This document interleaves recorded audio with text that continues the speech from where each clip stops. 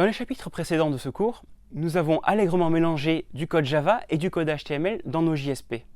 Mais je préfère vous prévenir tout de suite, c'est une mauvaise pratique. En effet, il est complexe de manipuler du HTML et du Java au sein d'un même fichier. C'est pour cela qu'aujourd'hui, on a ajouté des fonctionnalités à J2E, notamment Expression Language, abrégé EL, que nous allons découvrir dans ce chapitre. Il nous permettra d'écrire des conditions beaucoup plus courtes ou encore d'insérer des variables à l'intérieur de nos pages JSP. Dans nos JSP, nous avons mélangé du HTML et du code Java. En fait, sur de grosses JSP, ça peut commencer à devenir compliqué de s'y repérer, à tel point que des fois, ça commence à devenir vraiment très compliqué de modifier des JSP. Alors les vieilles JSP comportent encore du HTML et du Java, mais aujourd'hui c'est considéré comme une mauvaise pratique.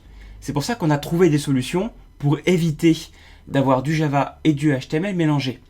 En particulier aujourd'hui, dans les JSP, on peut utiliser ce qu'on appelle Expression Language, EL. On le raccourcit en général EL. Ça s'écrit comme ceci. $, ouvrez les accolades, et à l'intérieur des accolades, vous écrivez votre expression en Expression Language. Par exemple, vous pouvez faire des calculs. Si je fais 6 fois 5, j'enregistre, et ici, je vais afficher bonjour 30, et puis ensuite on retrouve Mathieu, puisque c'était la suite de la JSP. Mais vous voyez que le 6 x 5 a été évalué et analysé, et maintenant il affiche 30. Si je fais 6 x 3, petit calcul mental, on devrait trouver 18. Voilà. On peut faire beaucoup d'autres calculs comme ceci. On peut par exemple faire 10 modulo 3, ce qui donne le reste de la division entière de 10 par 3. Et ici, on devrait nous afficher 1, puisque 3 x 3, 9, il reste 1 pour aller à 10. Voilà, on peut faire beaucoup d'autres calculs, mais je ne vais pas forcément rentrer dans les détails. Ce qui est vraiment intéressant à voir, c'est qu'on peut aussi faire des conditions, des analyses sur des opérateurs. En particulier, on va pouvoir ici afficher tout simplement l'attribut name en écrivant son nom comme ceci, $name. Ce qui va exactement avoir le même effet ici que toutes ces lignes de code Java. Vous voyez, là ça a été évalué par Expression Language, ça affiche bonjour Mathieu. Le premier Mathieu a été analysé par Expression Language, le deuxième a été fait par du Java. Donc si j'enlève la partie Java de ma JSP, je retrouve un code beaucoup plus simple, beaucoup plus court et beaucoup plus concis. Expression Language nous permet aussi de faire des tests sur des paramètres. Par exemple, ici, nous avons name, et nous avons vu que si le nom est vide, eh bien il s'affiche nul, mais nous ne voulons pas afficher nul. Donc là, nous allons pouvoir faire un test. Par exemple, nous pouvons faire le test, est-ce que name est empty? Empty, ça veut dire vide en anglais. Donc si name est empty, ça va afficher vrai ou faux. Essayons. Voilà, ça affiche faux parce que name n'est pas empty puisqu'ici, il est rempli. Si je mets rien, le nom est vide. Donc ça affiche true. À partir de là, on peut faire une condition. On peut en particulier faire une condition ternaire dans nos expressions language pour afficher le nom si jamais le nom est présent et ne rien afficher si jamais le nom n'est pas présent. Voilà ce qu'on va faire. On va faire si le nom est empty, point d'interrogation, alors j'ouvre des guillemets mais je les mets vides, c'est-à-dire que je n'afficherai rien. Sinon, j'affiche le nom. Ça, c'est un ternaire. On écrit empty name, point d'interrogation. Ensuite, 2 apostrophes pour indiquer qu'on veut rien mettre si jamais le nom est vide. Le 2 points signifie else, sinon.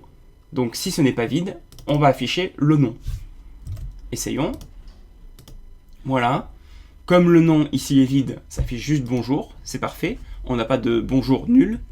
Et ensuite, si je mets name égale Mathieu, ça affiche bien Mathieu. On peut même faire un peu mieux.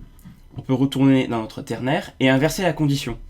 Avec un point d'exclamation devant, ça voudra dire point d'exclamation empty, not empty. Si le nom n'est pas vide, alors là, à l'inverse, on va afficher le nom si le nom n'est pas vide. Sinon, on ne va rien afficher. Expression Language nous permet aussi de travailler sur des tableaux, des arrays, des maps, pour accéder directement à certaines cases de ces tableaux. Pour faire le test, je vais aller retourner dans ma servlette et je vais y définir une nouvelle variable, une nouvelle chaîne, ici sous forme de tableau, d'où les doubles crochets, string, crochet, crochet, et je vais donner des noms, string nom, comme ceci, et je vais écrire quelques noms.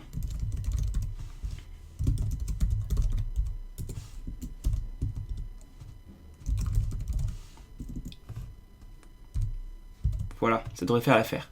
String, crochet, crochet, nom, égal. Et entre accolades, j'ai indiqué Mathieu, Robert, François. Ça fait 3 noms.